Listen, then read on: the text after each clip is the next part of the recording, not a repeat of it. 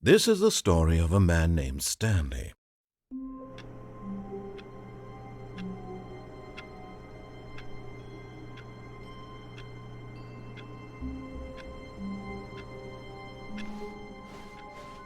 All of his co-workers were gone. What could it mean? Stanley decided to go to the meeting room. Perhaps he had simply missed a memo.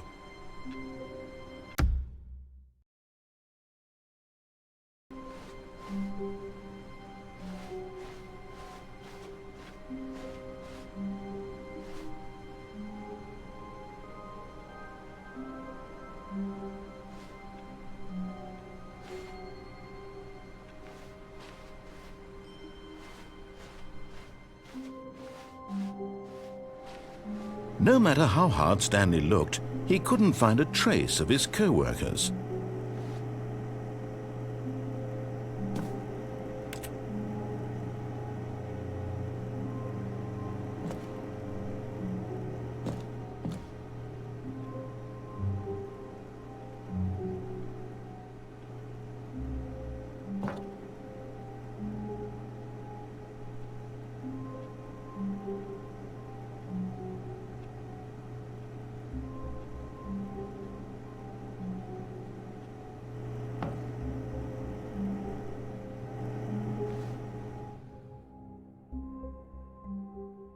At first, Stanley assumed he'd broken the map, until he heard this narration and realized it was part of the game's design all along.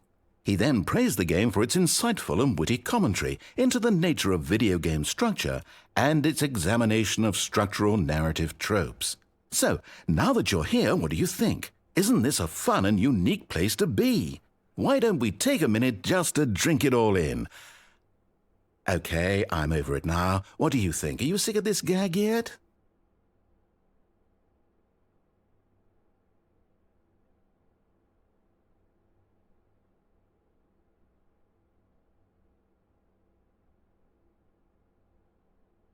Well, I don't know how to say this politely, but you could literally just hit escape and restart the game any old time you want, like right now. You could have done it just then. Now would also be an appropriate time to quit. Any of these points and so many, many more, all of them are appropriate.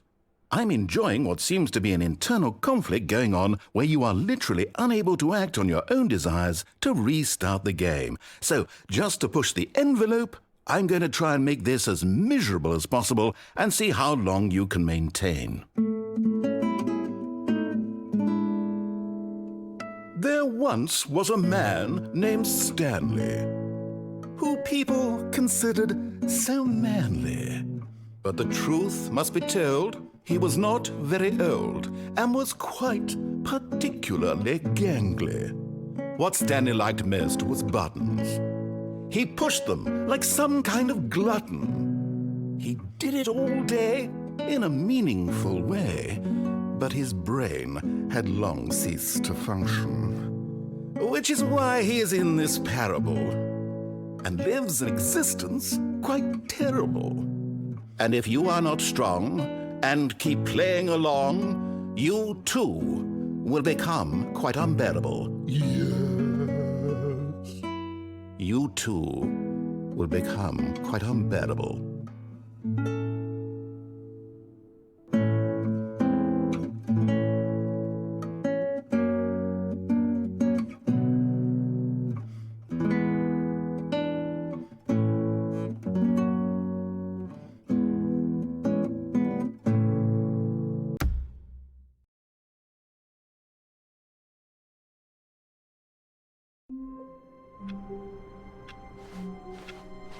All of his co-workers were gone. What could it mean? Stanley decided to go to the meeting room. Perhaps he had simply missed a memo.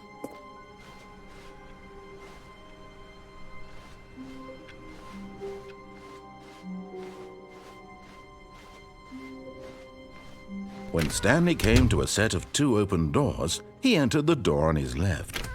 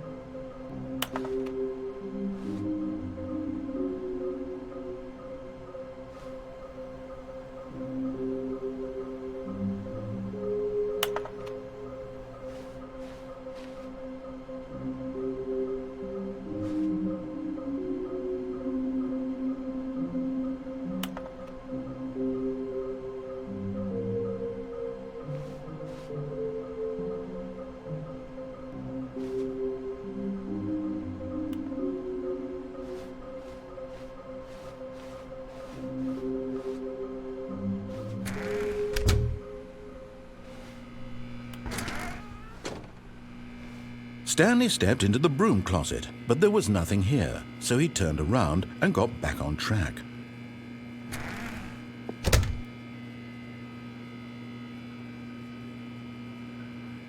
There was nothing here. No choice to make, no path to follow, just an empty broom closet. No reason to still be here.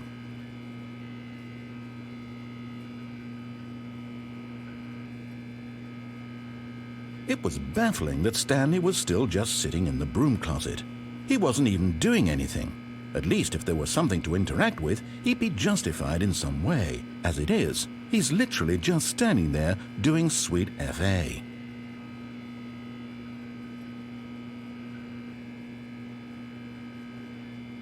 Are you really still in the broom closet? Standing around doing nothing? Why?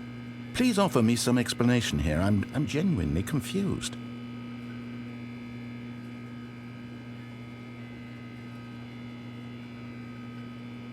You do realize there's no choice or anything in here, right? If I'd said Stanley walked past the broom closet, at least you would have had a reason for exploring it to find out. But it didn't even occur to me because literally this closet is of absolutely no significance to the story whatsoever. I never would have thought to mention it.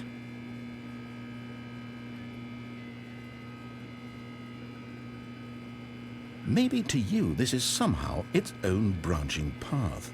Maybe when you go talk about this with your friends you'll say, "Oh, did you get the broom closet ending? The broom closet ending was my favourite." I hope your friends find this concerning.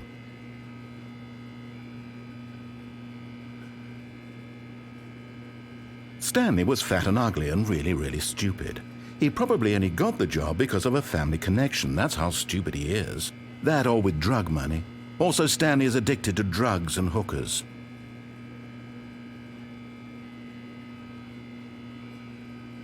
Well, I've come to a very definite conclusion about what's going on right now. You're dead. You got to this broom closet, explored it a bit. Coming to a staircase, Stanley walked upstairs to his boss's office.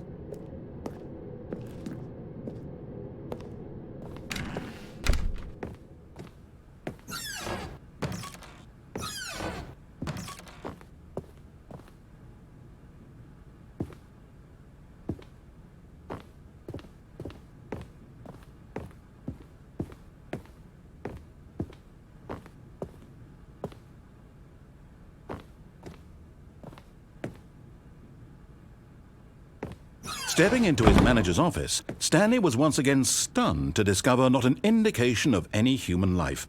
Shocked, unraveled, Stanley wondered in disbelief who orchestrated this. What dark secret was being held from him? What he could not have known was that the keypad behind the boss's desk guarded the terrible truth that his boss had been keeping from him. And so the boss had assigned it an extra secret PIN number, 2845. But of course, Stanley couldn't possibly have known this.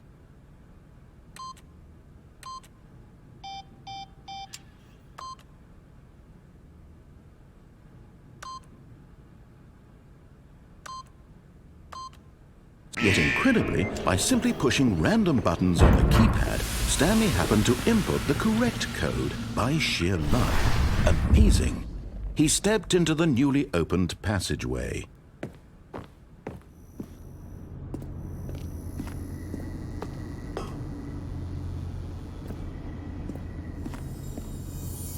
Another miniature Stanley figurine. This, there really must be a snappier name for these things. What about mini-stands? Stanley figs? What about Stanlerines? Yes, I think I like that. Another Stanlerine under your belt.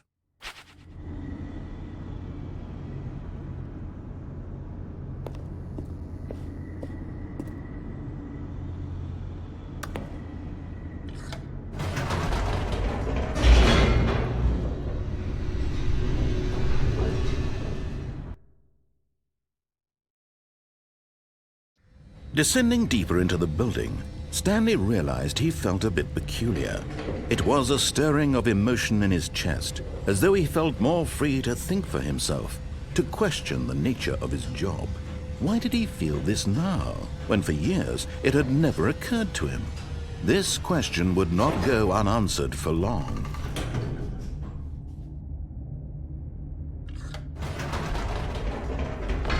Whoops, nope, never mind. Stanley actually got back into the elevator and went back up. Silly me.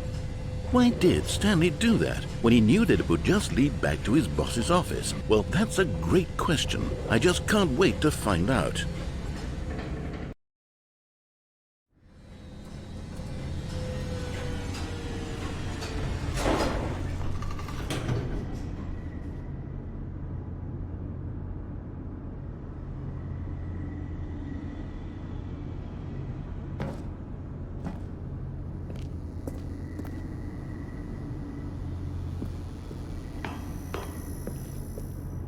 Here we are, Stanley. It's your boss's office. Exactly the way it was before you got onto the elevator. It's still just exactly what it is. What a decision you've made to come up here and look at the office again. This has fleshed out the plot of the story in new and fascinating ways I could have never anticipated. It's that keen eye for storytelling that you have, an incisive rapid fire of critical plot points, one after the other, weaving a rich tapestry of uncompromising narrative. Wow! I'm bolted to the edge of my seat.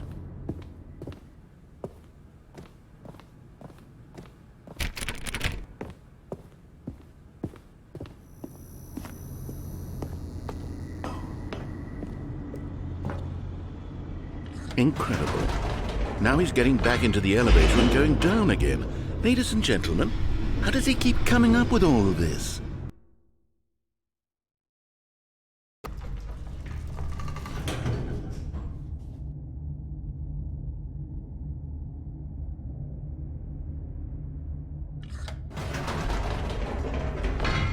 Did you think we were going to go forward down the spooky corridor? No.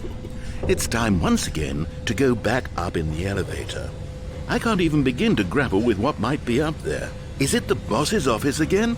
Or what if it's the boss's office this time? The suspense is killing me.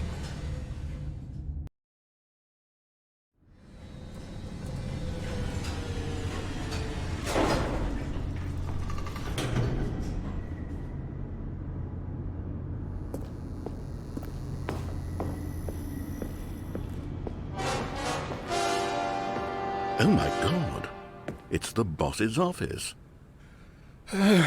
This absolutely changes everything for me. Give me a time out here for a minute while I process this.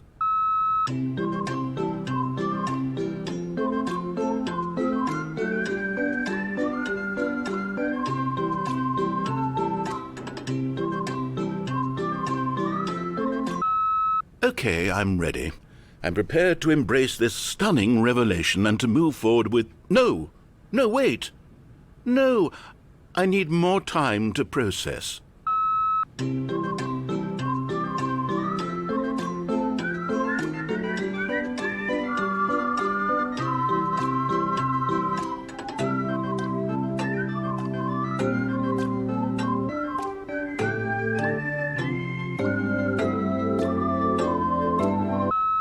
All right, I have fully come to terms with it.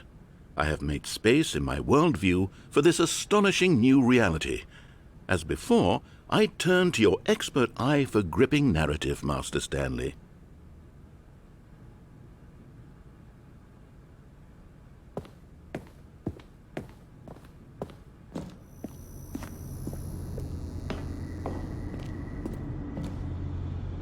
Of course.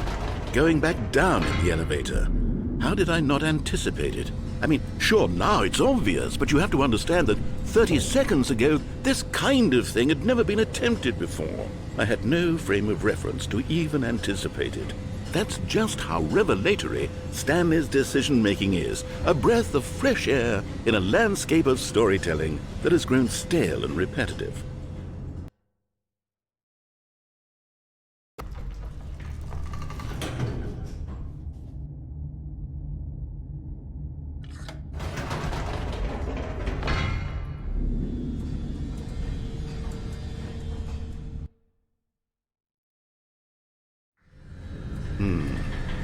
You know what? I've just thought of something. Hold on, let's stop for a moment. Don't you realize? It's the anticipation, Stanley. You and I, we have no way of knowing what will be at the top of this elevator. But the suspense, the agony of waiting and anticipating and having to guess, that's the real thrill. Oh, I simply don't want to let that feeling go. It's so precious, so fleeting. Why don't we take this elevator ride nice and slow? There we go. Isn't this so much more exciting? You know, Stanley, it seems like nowadays the only thing that audiences want is to be shocked as loudly and frequently as possible. They want big, explosive moments flung right in their faces from the very moment that things get started. But where's the tension? Where's the trust in the audience to build a slow and nuanced appreciation for the story, the characters? Why aren't we given time to imagine the surprises, to have to think and to anticipate and then to marvel at the eventual reveal?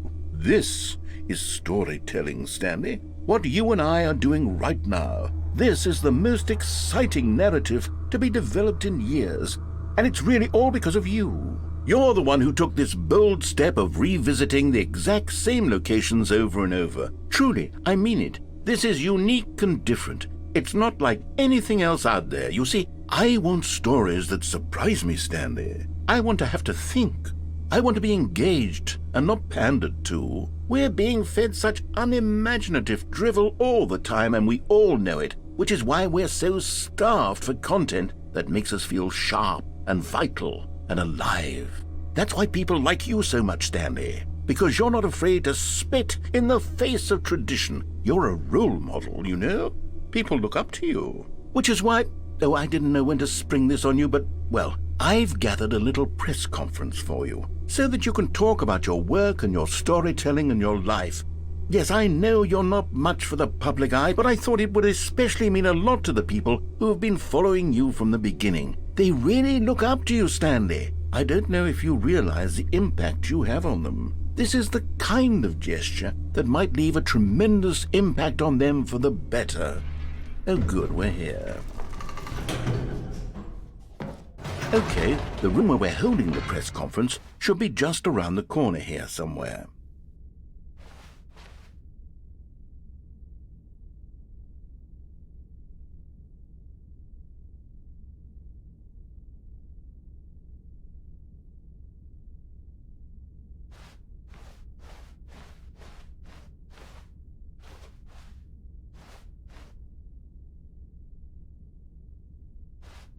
Ah, yes, here it is, just through this door.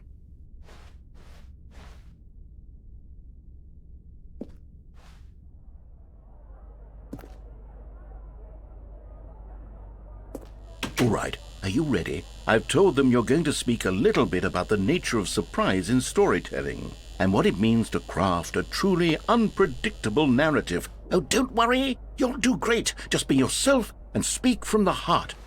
I'm really proud of you, Stanley. Okay, it looks like they're ready for you. Go get 'em.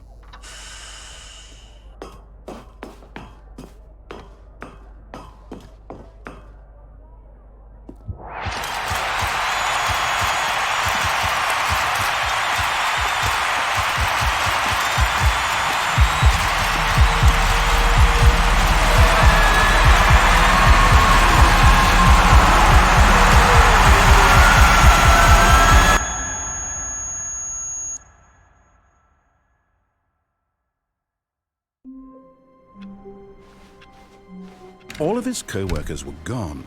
What could it mean? Stanley decided to go to the meeting room. Perhaps he had simply missed a memo.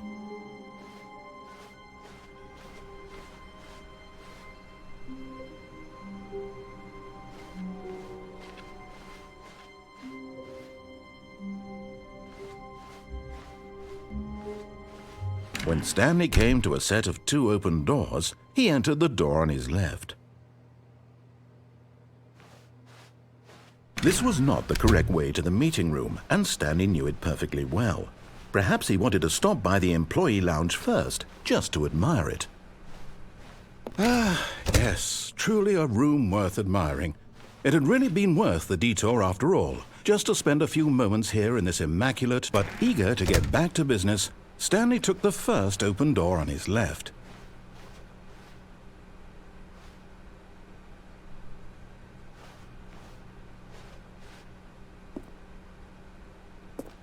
Stanley was so bad at following directions, it's incredible he wasn't fired years ago.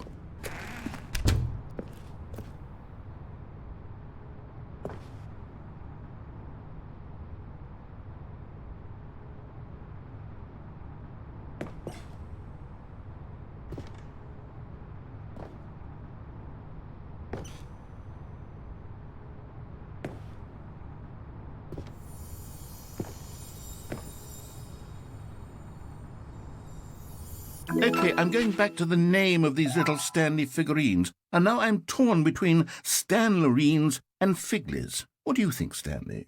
What name better encapsulates the intrinsic sense of happiness that you get from seeing a small number in the corner of your screen go up by 1? Let me sit on it. I'm sure it will come to me.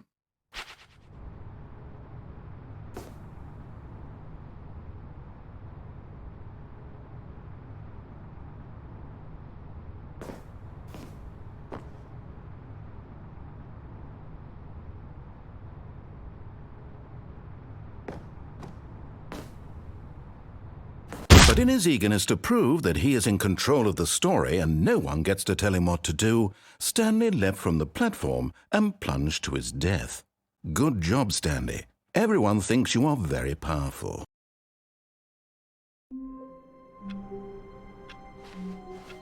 All of his co-workers were gone. What could it mean? Stanley decided to go to the meeting room. Perhaps he had simply missed a memo.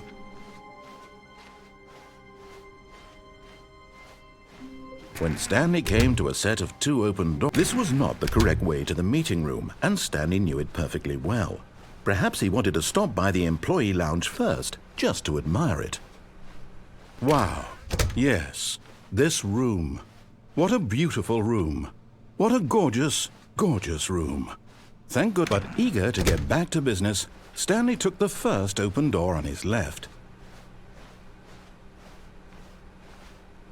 Stanley was so bad at following directions, it's incredible he wasn't fired years ago.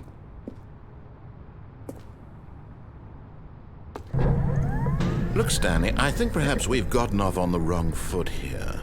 I'm not your enemy, really, I'm not. I realize that investing your trust in someone else can be difficult, but the fact is that the story has been about nothing but you all this time. There's someone you've been neglecting, Stanley. Someone you forgot. What? Really? I was in the middle of something. Do you have zero consideration for others? Are you that convinced that I want something bad to happen to you? Why, I don't know how to convince you of this, but I really do want to help you, to show you something beautiful. Look, let me prove it. Let me prove that I'm on your side. Give me a chance.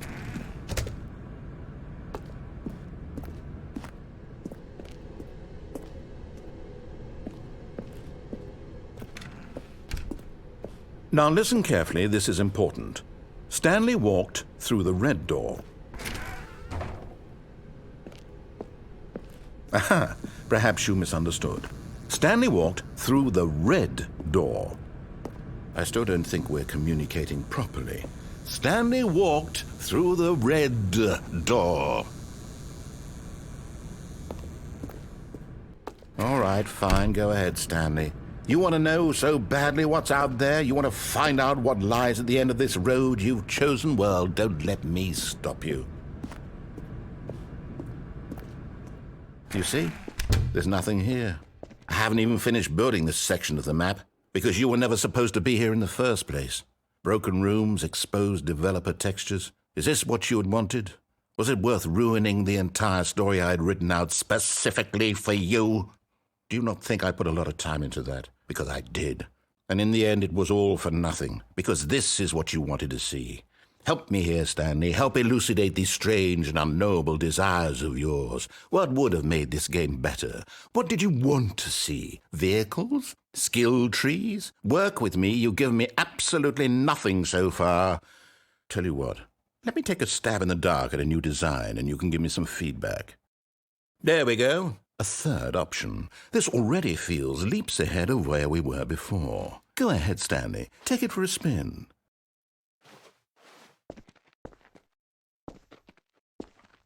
Okay, I'm going to stop you there. Now, tell me about your experience with this new version. Would you say that the game benefited from allowing you more choices? Feel free to be honest. I'm looking for some real critical feedback here. Okay, so we're getting somewhere. Clearly there's something here that speaks to you. If I can be honest here, I really don't have any idea where I'm going with this. This whole third door thing was just a stab in the dark. But I guess you're into it, so let's keep this party train rolling. Here, based on the data from your previous playthrough, I've compiled a new version. And to be perfectly candid, I think I've knocked it out of the park with this one. Let's take a look.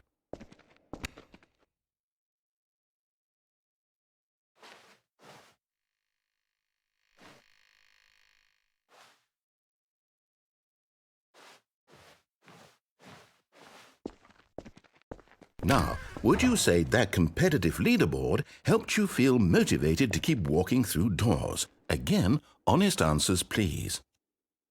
Hey, I nearly forgot. I've got a prototype of a new game I've been working on, and now would be a lovely opportunity to give it some playtesting. You wouldn't mind taking a look at it, would you? Perfect. Let me boot it up. In this game, the baby crawls left towards danger. You click the button to move him back to the right. And if he reaches the fire, you fail. It's a very meaningful game, all about the desperation and tedium of endlessly confronting the demands of family life. I think the art world will really take notice.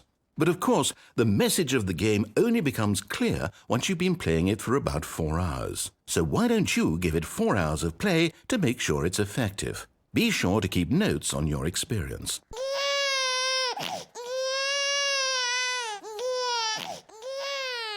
You heartless bastard. Did you do it because you hate babies or purely to spite me?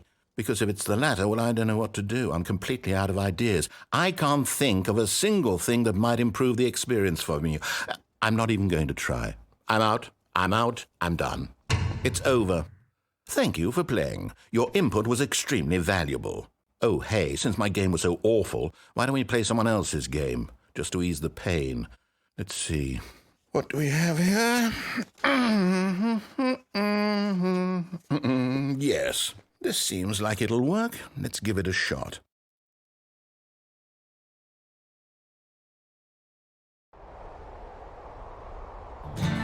Aha! Fascinating. What do you think this game is about, Stanley?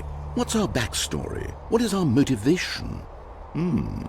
Well, it seems obvious to me that you are meant to play as a creepy man spying on innocent civilians below you from up high in your creep tower, perhaps for some sort of twisted erotic purpose. Yes, that must be it. What a fascinating venture into the experience of total mental depravity. So far, I love everything about this game, Stanley. And it seems there's even more. Come, let's venture outward and see what else is out there.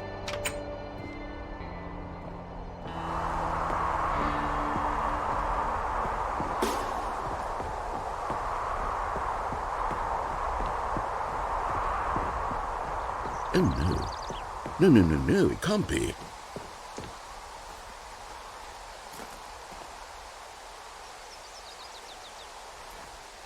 It is.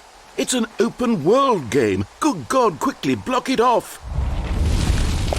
Oh, thank goodness, Stanley. What a close call. You nearly wandered off into that thing, that big open, just wandering around, no right or wrong directions, no path to follow. You can just go in any... Oh, thank heavens we avoided it. We're out of the woods now, Stanley. Okay, I'm going to get us out of here. Let's find another game. Preferably something with walls. Something with nice, big, insurmountable walls. Okay, I think this will be just the thing.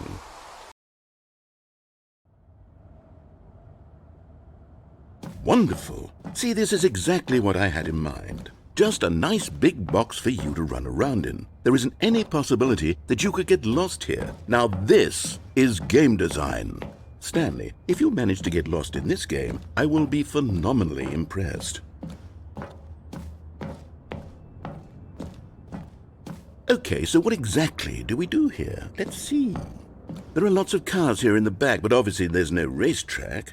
Okay, I'm seeing that there's a ball of some kind back here. Is this game sports ball? Stanley, I think it's sports ball. Oh, what fun. We shall run the bases and do a touchdown together. Yes, I think surely we must. Okay, Stanley, here's the ball. Have fun.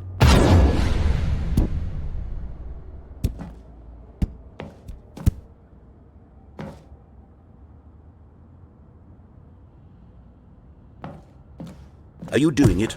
Are you winning? Is this fun? Is it better than my miserable little story that I worked so hard on? Stanley, I have a thought. And I realize I'm not a sportsologist, but if one ball generates a certain amount of raw adrenal pleasure, then surely multiple balls makes for an even more euphoric sports experience. I'm going to try it out. Here comes another ball. Yes! Oh goodness, that really does feel amazing, doesn't it? Stanley, I'm like a child in a confectionery shop. I simply have to have more. I'm insatiable. More balls!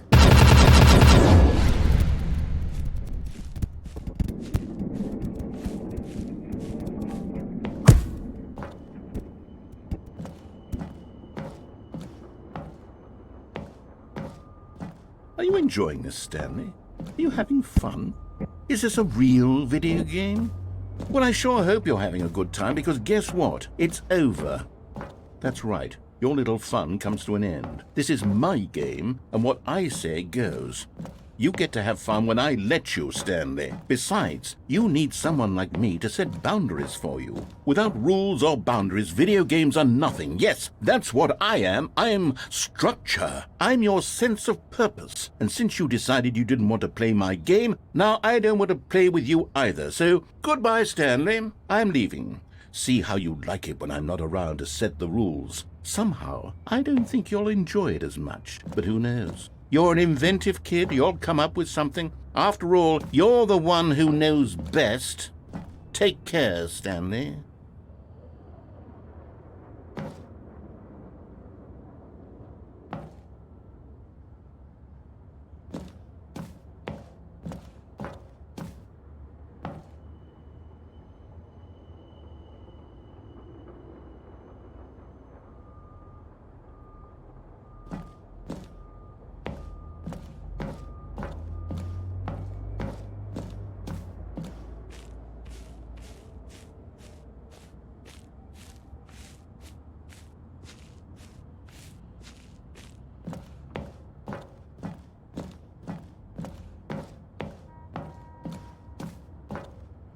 Hold on. What are you doing?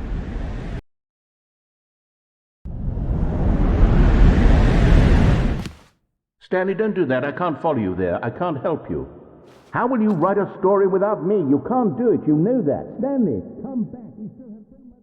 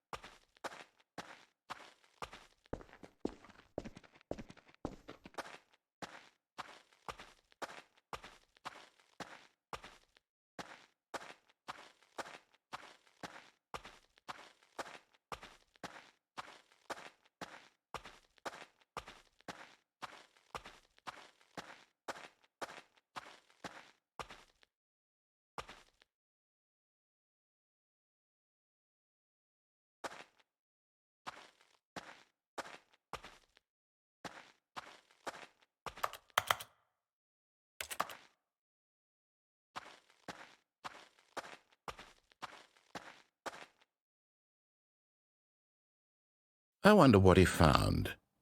If what he wanted was to be the leading man in his own story, well, perhaps he's gotten it, down in wherever he is right now. I wonder if he's happy with his choice, and if he's learned the heavy cost that comes with it. He'll understand soon what I was trying to tell him. He needs me.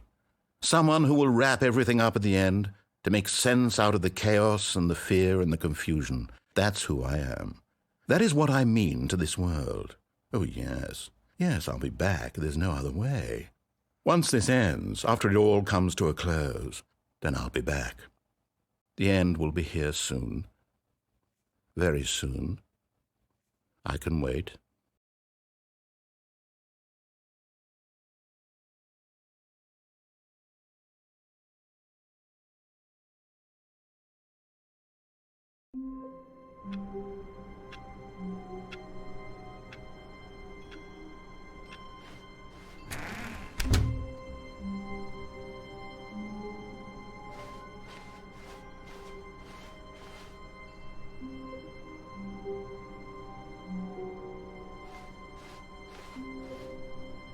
Warmth spread through Stanley's arms.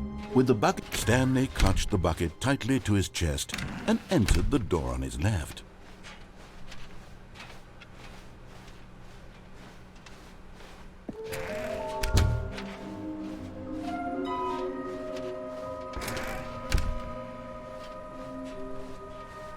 Coming to a staircase, Stanley and the bucket walked upstairs to the boss's office.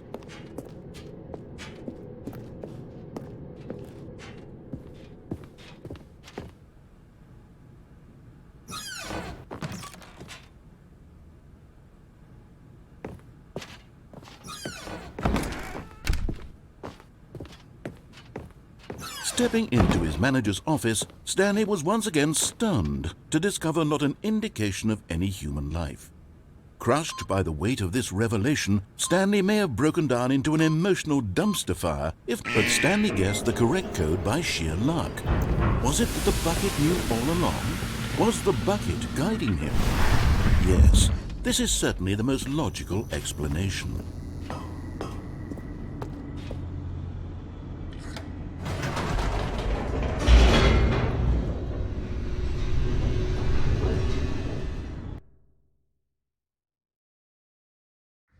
The elevator raced downward, plummeting towards an unknown fate. It would be all Stanley could do to keep himself together, if not for the bucket. Soothing him, comforting him, reassuring that in this darkest moment of uncertainty, he would be all right. The bucket is here for you, Stanley. Everything will be fine.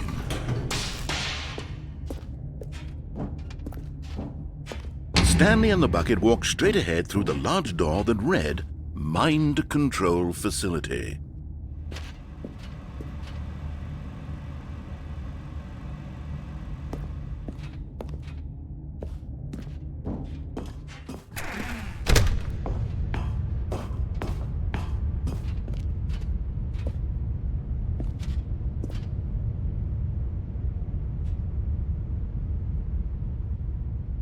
Just as Stanley was about to proceed further into the mind control facility, he tripped and fell over the railing and into the dark void below. Thankfully, he fell directly onto the bucket, which safely cushioned his fall.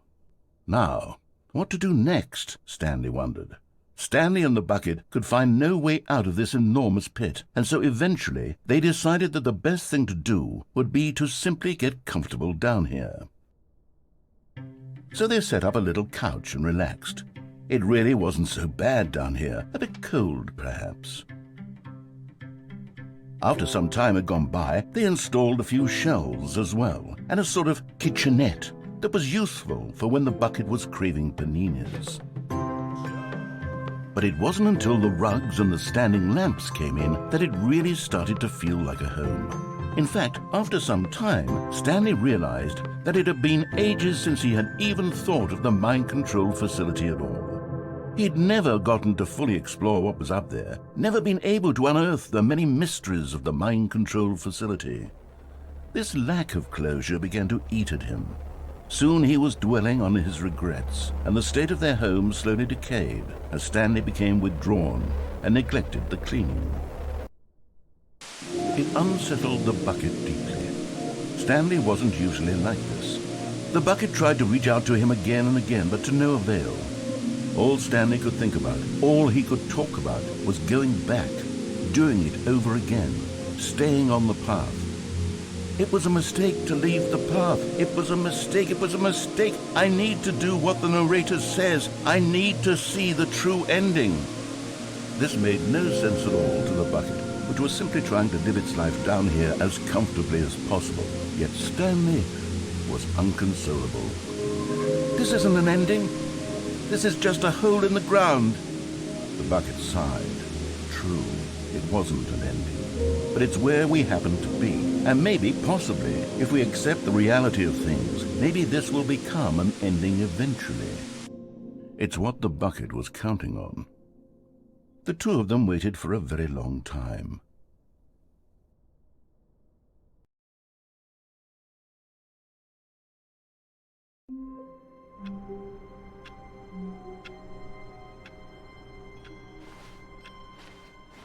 All of his co-workers were gone. What could it mean? Stanley decided to go to the meeting room. Perhaps he had simply missed a memo.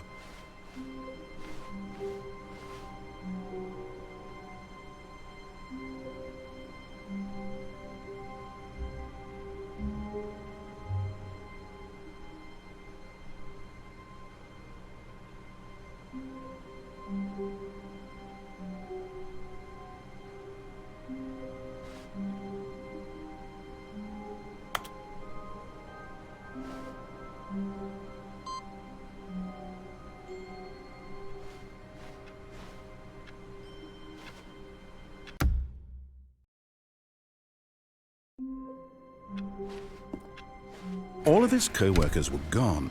What could it mean? Stanley decided to go to the meeting room. Perhaps he had simply missed a memo.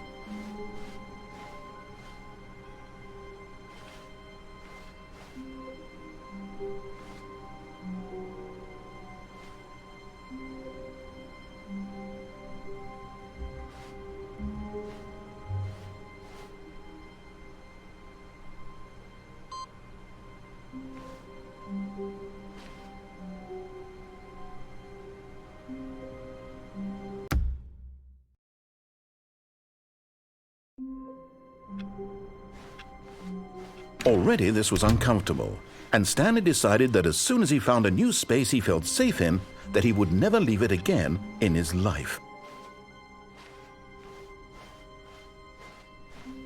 When Stanley came to a set of 2 open doors, he entered the door on his left.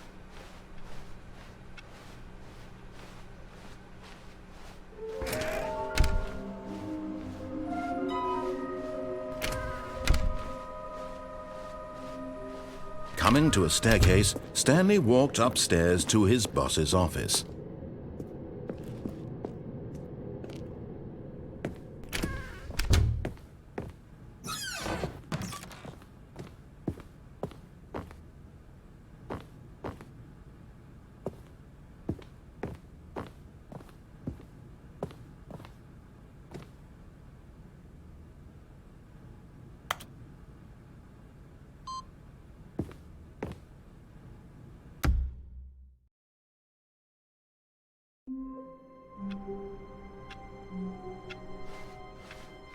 All of his co-workers were gone.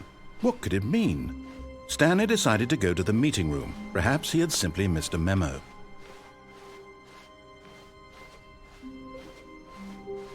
When Stanley came to a set of 2 open doors, he entered the door on his left.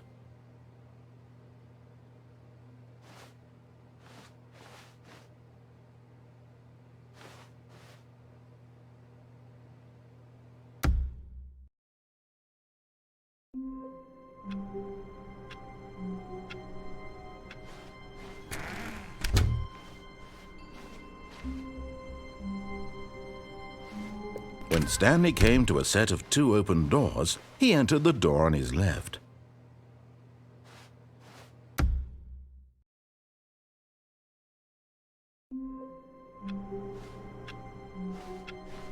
Someone was following Stanley. He was sure of it. If he checked over his shoulder now, he would surely catch them. It was only a matter of time.